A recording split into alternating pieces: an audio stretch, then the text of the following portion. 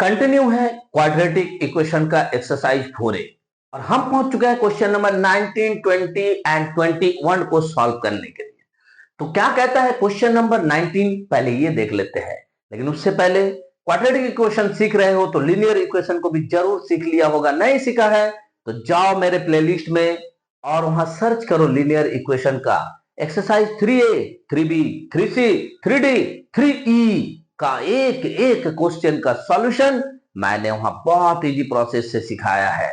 अगर तुम नहीं जानते हो तो जाओ और लीनियर इक्वेशन को भी सीख लो। लेकिन साथ के साथ क्वाड्रेटिक इक्वेशन का भी पूरा सीरीज चलता रहेगा, इस प्लेलिस्ट पे भी ध्यान अपना रखना। तो चलो स्टार्ट करते हैं क्वेश्चन नंबर 19।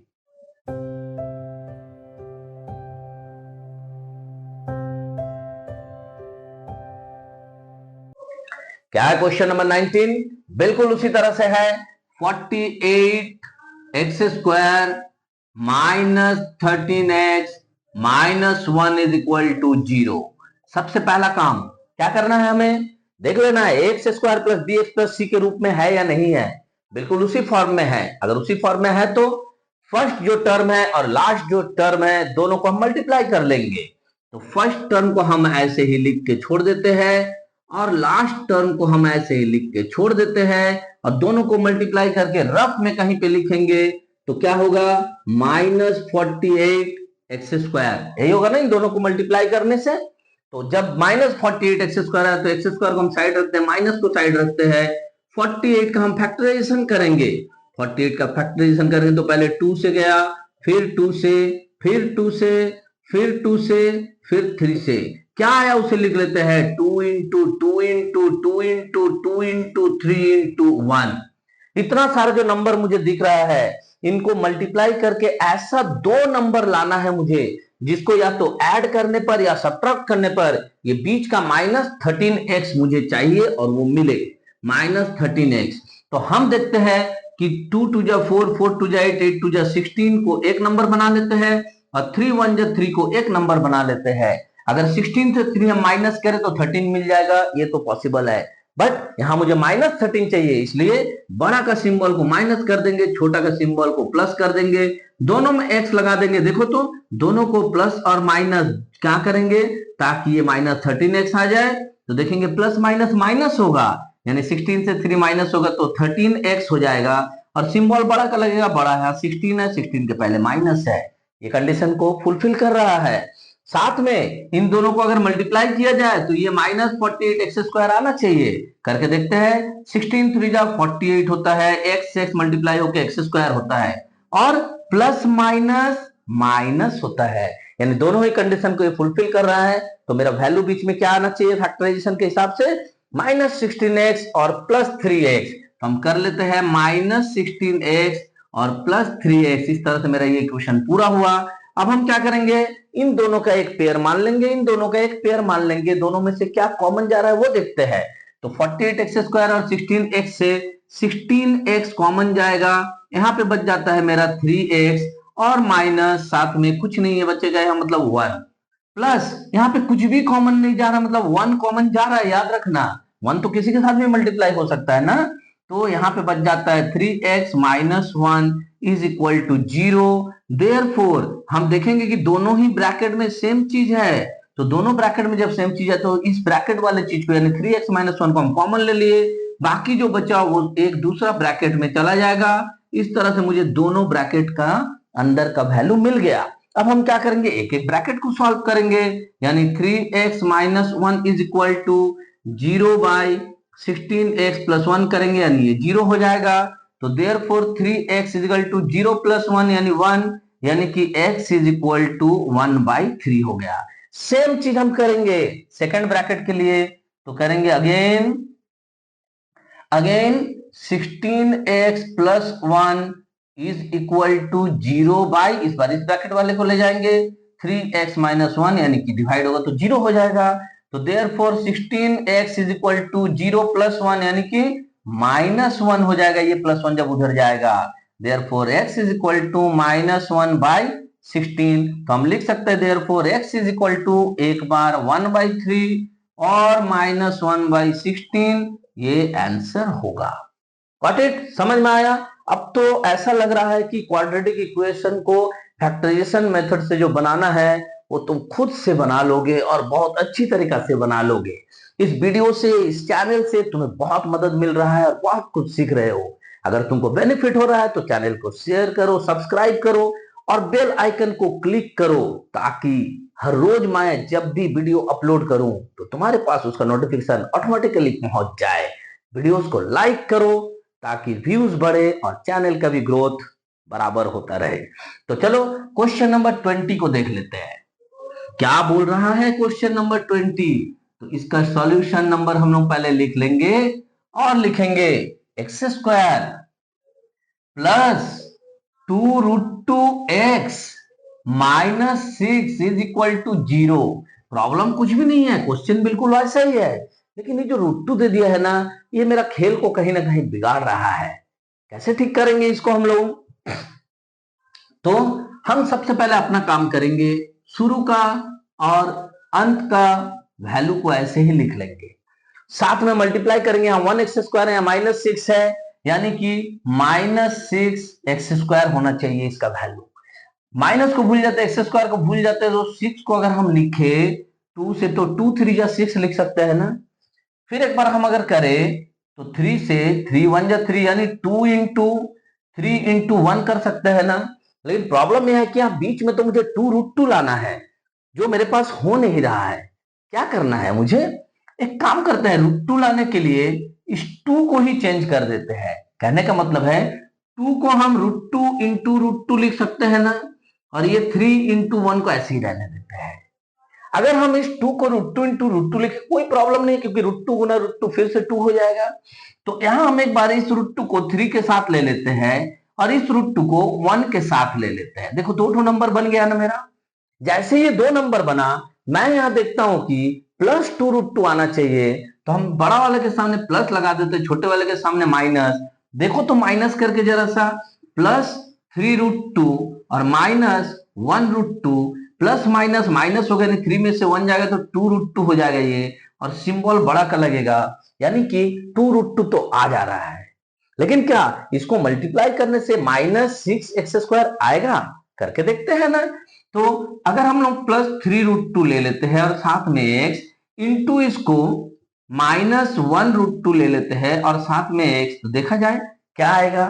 प्लस माइनस तो माइनस हो जाएगा, 3 इंटू ये √2 इंटू √2 बोले थे ना 2 होगा, और x इंटू x² क्या आ गया -6x², यानी कि दोनों ही कंडीशन को ये फुलफिल कर रहा है। तो हम इस वैल्यू को बहुत आराम से ले सकते हैं, और इसी वैल्यू को हम लेंगे और लिखेंगे कि प्लस 3√2x माइनस 1√2 का मतलब √2x।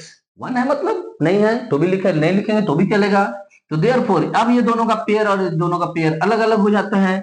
इन दोनों का पेयर में अगर हम लोग ध्यान से देखें, यहाँ पे x कॉमन ले लेंगे तो क्या बचेगा, x प्लस 3√2। देखो माइनस, यहां से तो कुछ भी कॉमन नहीं जा रहा है, बट मुझे ब्रैकेट के अंदर सेम चीज लाना है, इसलिए मुझे x रखना है। तो x रखने के लिए मुझे √2 को कॉमन लेना होगा। तो जैसे ही √2 को मैंने कॉमन लिया, यहां तो x बच गया, माइनस माइनस प्लस भी आ गया। बट यहां क्या बचा? कैसे? ज्यादा माथापच्ची नहीं करने का है। यहां पे देखो 3√2 इंटू 1√2 था ना, तो 3√2 इंटू 1√2 ये दोनों मिलके मेरा 6 बना था, जिसमें से हमने √2 कॉमन ले लिया, यानी एक √2 को कॉमन ले लिया है।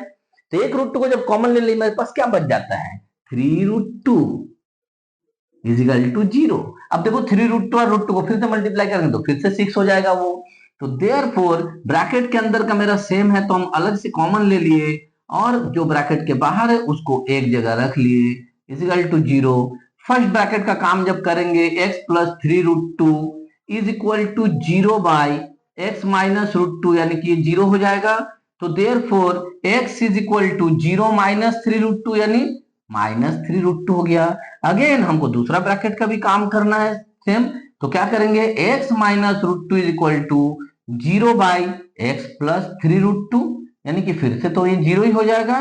तो therefore x is equal to √2 उधर जाएगा तो 0 प्लस √2, यानी प्लस √2 या √2। तो कह सकते हैं हम therefore x is equal to either -√2 और √2, ये दोनों ही आंसर हो सकता है ना। तो समझ में आया, रूट दिया रहेगा तो थोड़ा सा तुमको फैक्टराइजेशन करने में हो सकता है प्रॉब्लम हो, बट जैसे ही तुम 2-4 मैथ बना लोगे ना, तुम बिल्कुल, तुम्हारे अंदर कॉन्फिडेंस आ जाएगा कि रूट दिया रहे या नॉर्मल होल नंबर रहे, कोई फर्क नहीं पड़ता है, फटाफट बन जाएगा मेरे से मैथ।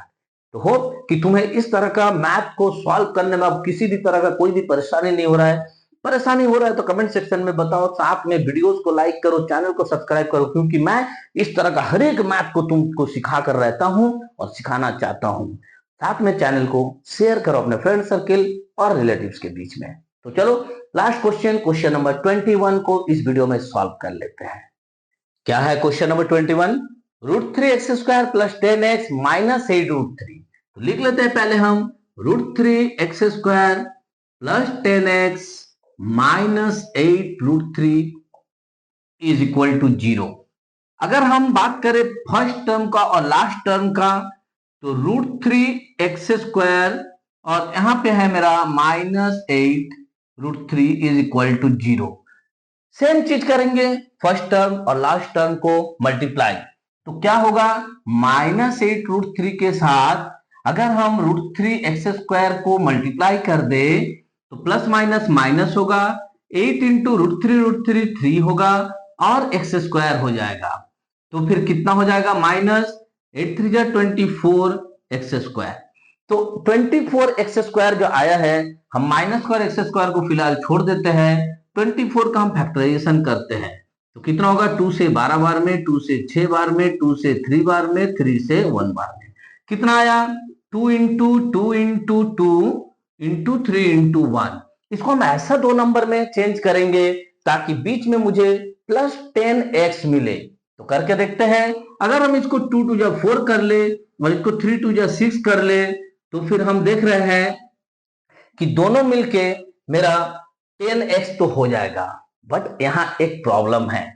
प्रॉब्लम क्या है, प्रॉब्लम यह है कि मुझे यहां पे -24x² चाहिए, यानी कि मुझे -4x और -6x लेना होगा, जो कि तुमको प्लस करेंगे अगर तो -10x आएगा। ये एक प्रॉब्लम यहाँ पे रह जा रहा है तुम्हारे लिए।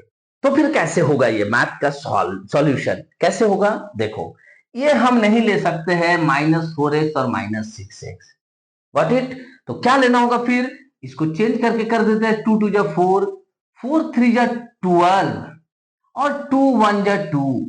ये दो नंबर अगर ले लिया जाए, +12 कर देते हैं और -2 कर देते हैं, दोनों को जब हम मल्टीप्लाई करेंगे तो -24 आएगा, और दोनों को जब हम सम करेंगे तो प्लस माइनस माइनस होगा, यानी 12 से 2 माइनस करेंगे तो 10 हो जाएगा, और सिंबल बड़ा कर लगेगा तो +10 होगा। कहने का मतलब है कि यहाँ मुझे 12x और -2x लेना होगा, और तब जाके मेरा मैथ बनेगा सही। तो +12x और -2x लेना होगा, तब जाके मेरा मैथ बनेगा सही। तो ऐसा नहीं है कि 4 और 6 से हम मल्टीप्लाई करके देख लिए 24 आ रहा, और 4 और 6 को प्लस करके देख लिए 10 आ रहा, और मैथ को बना देना है। नहीं, सारा का सारा कंडीशन को तुमको चेक करना पड़ेगा अब धीरे धीरे। अब देखो क्वेश्चन नंबर 21 में पहुंच गया, तो हम लोग बहुत कुछ सीख गए हैं, तो उस हिसाब से मैथ भी अपना रंग दिखाएगा, अपना रूप दिखाएगा, कुछ चेंज करने के लिए बोलेगा।